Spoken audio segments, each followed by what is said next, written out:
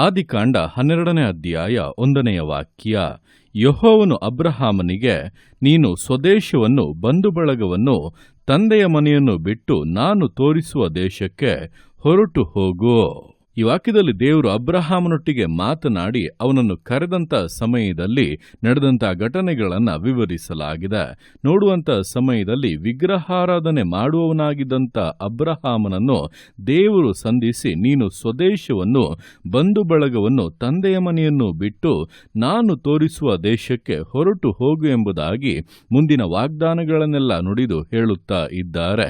ಅದರಲ್ಲಿ ಗಮನಿಸುವಾಗ ಯಾಕೆ ಅಬ್ರಹಾಮನನ್ನೇ ದೇವರು ಕರೆಯಬೇಕು, ಯಾಕೆ ಅವನಿಗೆ ಇಂಥ ವಾಗ್ದಾನಗಳನ್ನು ಮಾಡಬೇಕು, ಅವನಲ್ಲಿ ಏನು ವಿಶೇಷತೆ ಇತ್ತೆಂಬುದಾಗಿ ಕೇಳುವಾಗ, ಮೊದಲನೆಯದಾಗಿ ದೇವರ ಕೃಪೆ, ದೇವರವನ ಮೇಲೆ ಕೃಪೆಯನ್ನ ತೋರಿ ತನಗೋಸ್ಕರ ಆರಿಸಿಕೊಂಡರು.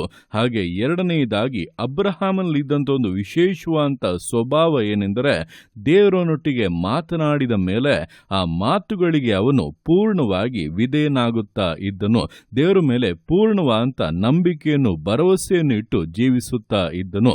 ಈ ಒಂದು ಸ್ವಭಾವವು ದೇವರವನನ್ನು ಆದುಕೊಳ್ಳುವುದಕ್ಕೂ, ಅವನನ್ನು ಕರೆದು ಅವನ ಮೂಲಕವಾಗಿ ದೊಡ್ಡ ಜನಾಂಗವನ್ನು ಉಂಟು ಮಾಡುವುದಕ್ಕೊಂದು ವಿಶೇಷವಾದ ಕಾರಣವಾಯಿತು.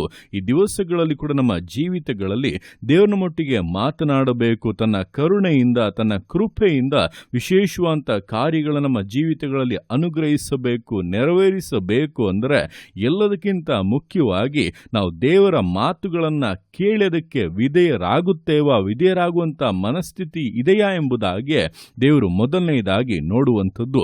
ವಿಧೇಯತೆಯೇ ಇಲ್ಲದೆ ಸುಮ್ಮನೆ ಇಷ್ಟ ಬಂದ ಹಾಗೆ ನಡೆಯುವಂಥದ್ದು, ಇಷ್ಟ ಬಂದ ಹಾಗೆ ಜೀವಿಸುವಂಥದ್ದು ಇರುವುದಾದರೆ ದೇವರು ಅಂಥವರ ಸಂಗಡ ಮಾತನಾಡಿ, ನಾನು ನಿನ್ನ ಜೀವಿತದಲ್ಲಿ ಹೀಗೆ ಮಾಡುತ್ತೇನೆಂಬುದಾಗಿ ಹೇಳಿದರೂ ಕೂಡ ಯಾವುದೇ ಪ್ರಯೋಜನ ಇರುವುದಿಲ್ಲ.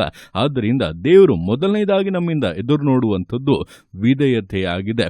ವಿಧೇಯತೆಯು ಯಜ್ಞವನ್ನು ಅರ್ಪಿಸುವುದಕ್ಕಿಂತ ಬಹಳ ಶ್ರೇಷ್ಠವಾದ್ದು ಎಂಬುದಾಗಿ ವಾಕ್ಯವೇ ಹೇಳುತ್ತದೆ.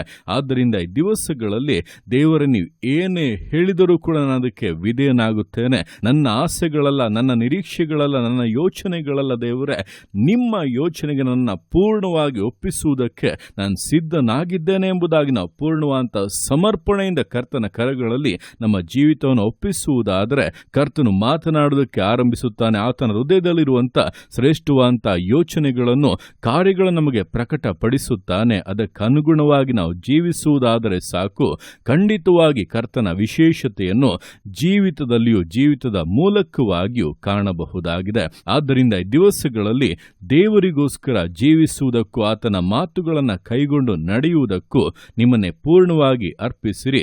ನಿಶ್ಚಯವಾಗಿ ದಿವಸದಿಂದಲೇ ಕರ್ತನ ವಿಶೇಷವಾದಂಥ ಕಾರ್ಯಗಳ ಪ್ರಕಟಣೆಗಳನ್ನು, ಆತನ ಅತಿಶಯವಾದಂಥ ಅದ್ಭುತವಾದಂಥ ಕಾರ್ಯಗಳನ್ನು ನಿಶ್ಚಯವಾಗಿ ಕಾಣುತ್ತೀರಾ. ಆತನೊಟ್ಟಿಗಿರುವಂಥ ನಿಮ್ಮ ಸಂಬಂಧವೇ ವಿಶೇಷವಾಗಿ ಬದಲಾಗಲಿದೆ.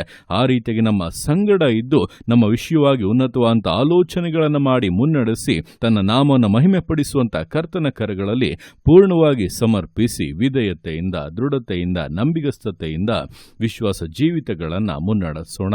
ದೇವರ ಕರಗಳಲ್ಲಿ ಸಮರ್ಪಿಸಿ ಪ್ರಾರ್ಥಿಸೋಣ. ಯೇಸುವೆ ಸ್ತೋತ್ರ ರಾಜ, ಕೊಟ್ಟಂತಹ ದಿವಸಕ್ಕೋಸ್ಕರ ಸ್ತೋತ್ರ ಕರ್ತನೆ. ಈ ದಿವಸ ನಿನ್ನ ಕರಗಳಲ್ಲಿ ಸಮರ್ಪಿಸ್ತೇನೆ. ಪ್ರತಿಯೊಂದು ಜೀವಿತಗಳನ್ನು ನೀನು ಆಳ್ವಿಕೆ ಮಾಡು, ಬಲಪಡಿಸು ಕರ್ತನೆ. ಹೌದಪ್ಪ, ಆ ದಿವಸಗಳು ನೀನು ಅಬ್ರಹಾಮನ ಮೇಲೆ ಕೃಪೆ ತೋರಿ ಅವನನ್ನ ಅಪ್ಪ ನಿನಗೋಸ್ಕರ ಕರೆಯುವಾಗ ಅಬ್ರಹಾಮನು ಎರಡನೇ ಯೋಚನೆಯನ್ನು ಮಾಡದೆ ನಿನ್ನ ಯೋಚನೆಗೆ ತನ್ನನ್ನು ಪೂರ್ಣವಾಗಿ ಒಪ್ಪಿಸಿಕೊಟ್ಟು ವಿಧೇಯತೆಯಿಂದ ನಡೆದುಕೊಂಡದರ ನಿಮಿತ್ತವಾಗಿ ನೀನು ಕರ್ತನೆ ಅವನ ಸಂಗಡ ಇದ್ದು ಅವನ ಜೀವಿತದಲ್ಲಿ ನುಡಿದಂಥ ನಿನ್ನ ಸಕಲ ವಾಗ್ದಾನಗಳನ್ನು ವಿಶೇಷವಾಗಿ ಆಶೀರ್ವದಿಸಿ ಯೋಗ್ಯತೆಗೆ, ಅರ್ಹತೆಗೆ ಮೀರಿಯಪ್ಪ ಘನಪಡಿಸಿದಂತೆ ಇಂದಿನವರೆಗೂ ಕೂಡ ಅವನ ಹೆಸರನ್ನ ಪ್ರಖ್ಯಾತಿಗೆ ತಂದಿರುವ ಹಾಗೆ ದಿವಸಗಳಲ್ಲಿ ಕರ್ತನೆ ನಮ್ಮ ಪ್ರತಿಯೊಬ್ಬರ ಜೀವಿತಗಳನ್ನ ನಿನ್ನ ಕರಗಳಲ್ಲಿ ಸಮರ್ಪಿಸ್ತಾ ಇದ್ವಿ. ನಮ್ಮ ಆಸೆಗಳು, ನಮ್ಮ ಉದ್ದೇಶಗಳು, ನಮ್ಮ ಬಯಕೆಗಳೆಲ್ಲ ಕರ್ತನೆ, ನಿನ್ನ ಆಸೆಗಳು, ನಿನ್ನ ಆಗ್ರಹಗಳೇನಿದೆಯೋ ಅದೇ ನಮ್ಮಲ್ಲಿ ನೆರವೇರಲಿ, ಅದೇ ನಮ್ಮಲ್ಲಿ ಪರಿಪೂರ್ಣತೆಗೆ ಬರಲಿ.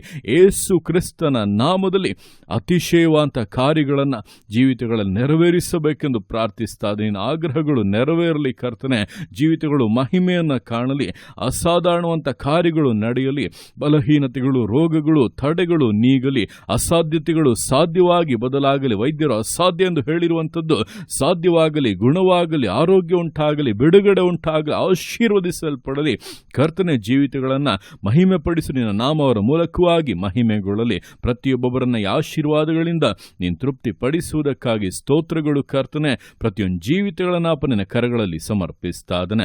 ಆಶೀರ್ವದಿಸು, ಮಾನಿಸು, ಘನಪಡಿಸು. ಎಲ್ಲೋ ನಿನ್ನ ಕರಗಳಲ್ಲಿ ಸಮರ್ಪಿಸಿ ಎಲ್ಲ ಸ್ತುತಿಗಾನ ಮಾನ್ಪಣಿನೊಬ್ಬನಿಗೆ ಸಲ್ಲಿಸಿ ಯೇಸುವಿನ ನಾಮದಲ್ಲಿ ಬೇಡುತ್ತೇನೆ ನಮ್ಮ ತಂದೆಯೇ. ಆಮೇನ್, ಆಮೇನ್.